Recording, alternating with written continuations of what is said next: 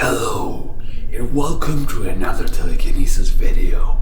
In today's video, I'm gonna answer your comments and your questions, your emails, because you guys been questioning and asking so much through emails and comments that I couldn't respond to all of them individually. And I apologize for that. That's why I wanted to take my time now in this video to answer a few of them. Mostly those which I get very frequently. Some questions I get so many times, and answering or typing the same answers all the time, it just doesn't feel very efficient. And efficiency is the right keyword when it comes to telekinesis. When we do telekinesis, we use our powers very efficiently. We're focused on a very particular thing. Our thoughts and emotions are not spread around. We are efficient. Anyways, one question I've been getting a lot is, when we do pyrokinesis, how exactly can we move our body heat into one finger to actually use pyrokinesis on an object?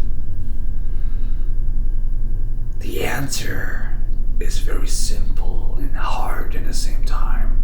When we do pyrokinesis, we do the breathing 100% in, 50% out, and we focus on our body temperature, okay?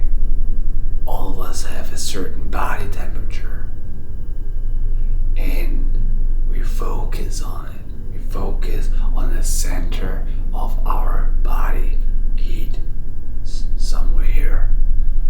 So we just do the breathing, we meditate and focus on this heat, and then eventually, potentially, we're gonna build the connection to this body temperature, to this body heat.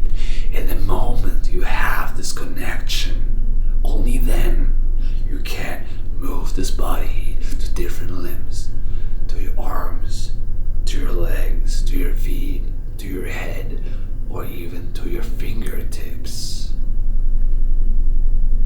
It's way easier once you have this connection. It's way easier to do than to explain, because if you've never had this connection, you will not understand. But the moment you get this connection, you will know exactly what I'm talking about. Next question. When we do pyrokinesis, on what object should we start practicing pyrokinesis? And the answer is very simple.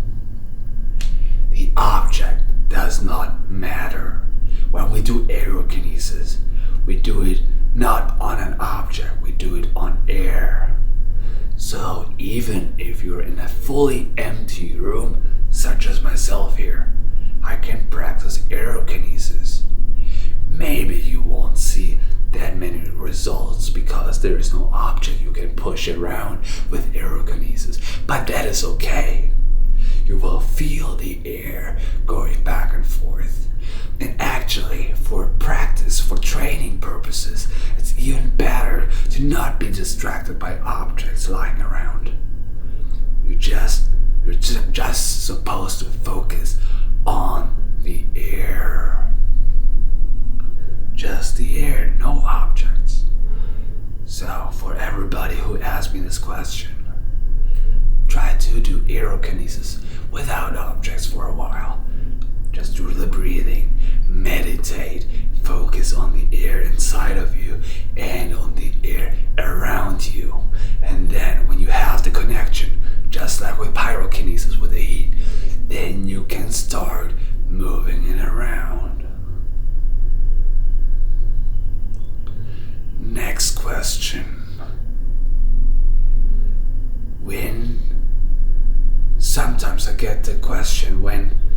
do the breathing and the meditation, you get a headache or you feel lightheaded. The reason for that is that you're not used to this new breathing technique. Imagine an entire lifetime you've been breathing a certain way. And this breathing is a normal breathing for your body. And now you're telling your body to breathe differently. Of course, it's going to have some reactions. Just like, for example, your entire life you've been eating carbohydrates and sugars, and then you stop doing that out of nowhere. Your body is gonna go through certain withdrawals. You're gonna get lightheaded, you're gonna get headaches and stomach cramps. So your body adjusts throughout time. So when you feel that you're getting a headache, when you breathe like that, just take a break. And then you can start over. But it's a very natural reaction. Just don't do the breathing technique when you're driving or doing other important things. Focus on the breathing and meditation when you're by yourself. When all the duties are done, you can just focus on yourself. Speaking of meditation, the next question is, how often should you meditate and how long for? It really depends on your schedule.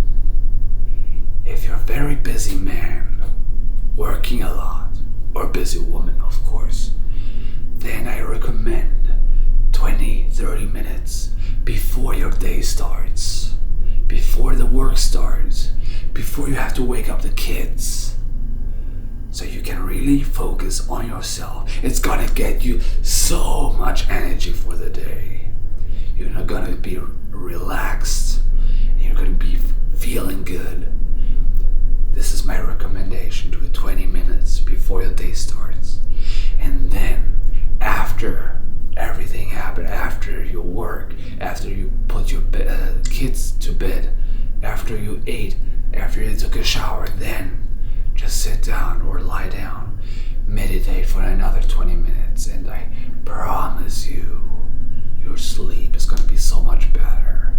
And I told you in the previous video, if you sleep well, you're going to be more relaxed, healthier, and your telekinetic abilities are going to be way stronger. Another question I've been getting: how long should you be practicing telekinesis for? It's very similar. Do telekinesis or practice telekinesis when after all your duties are done, no homework are to do, no dishes have to be cleaned, the house is clean, and you have no one around you who's going to disturb you. Then you can do the 20 minutes of meditation and then another 20-30 minutes of telekinesis training. But then again, only when homework and all these things are done.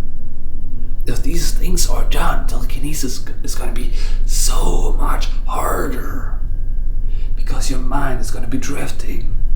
It's going to be drifting from the object to, oh no, I have to do my homework. What else do I have to do till tomorrow? Oh, my room is not clean. Oh, telekinesis. Oh, the dishes. You know what I'm saying? Your mind has to be laser focused. Laser focused. There can't be any drifting.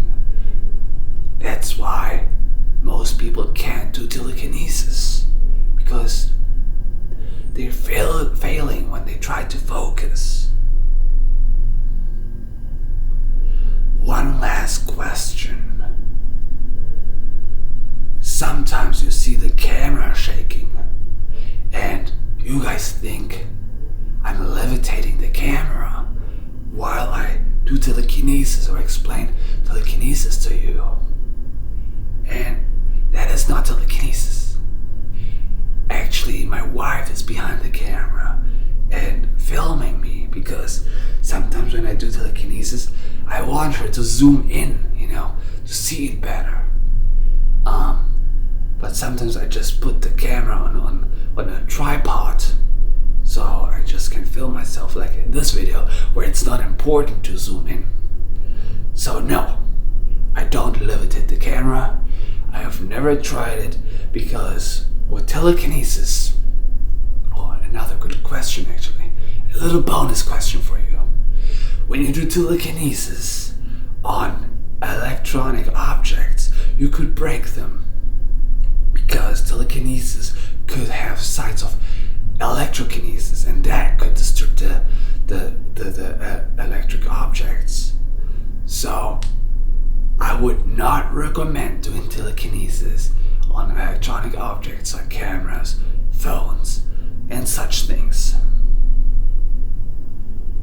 That's it for this video. I hope you learned something, and I hope I could make a few things clear. Thank you so much for watching. If you have any ideas for future videos, just let me know in the comments below.